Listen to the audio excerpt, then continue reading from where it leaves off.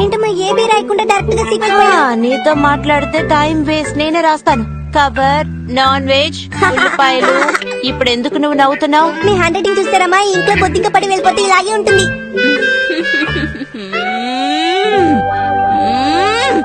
ఎక్కువగా మాట్లాడకుండా త్వరగా కొట్టుకెళ్ళిరా.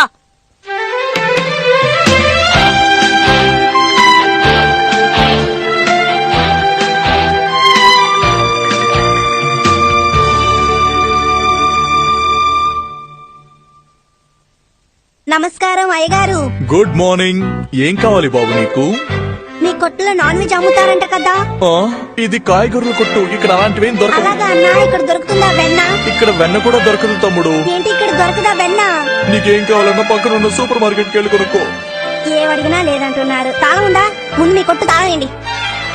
నువ్వు చాలా ఎక్కువగా మాట్లాడుతున్నావు. ఏం కావాలి బాబు? నాకు 10 పీస్ కావాలి. మీ అమ్మగారు నీతో ఎన్ని గ్రాములు కొనాలో చెప్పలేదా బాబు? గ్రామ్ గురించా? నాకు గేమ్ మాత్రమే కదా తెలుసు. గుర్తొచ్చిందా? సరే చెప్పు, ఎంత కొనమన్నారు? మా అమ్మ అలాంటి విషయం చెప్పలేదు. ఈ అబ్బాయి నా బుర్ర తినేస్తున్నాడు.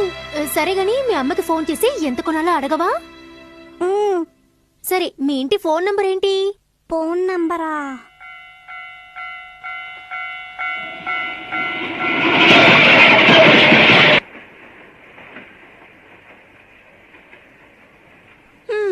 వంట పూర్తయింది.